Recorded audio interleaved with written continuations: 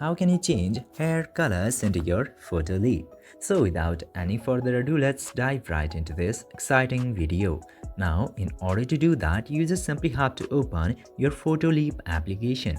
And after opening the Photoleap application, you just simply have to choose between this filter option.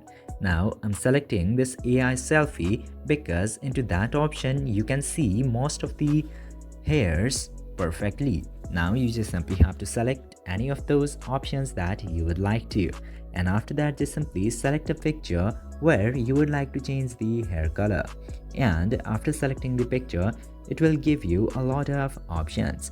Now you just simply have to select this custom option right here in order to change the hair color, and into the custom section I'll just type change the hair color in golden. Then after that tap next button and it will start the process of picture. Now you just simply have to wait until it happens, and if it doesn't change your hairstyle you should tap into the same option again, or you can write a new prompt for your image. In my case, as you can see here, into the second try I have successfully created the hair color into golden as I stated into the prompt.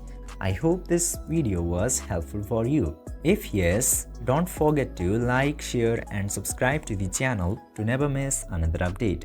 Thank you for watching this video.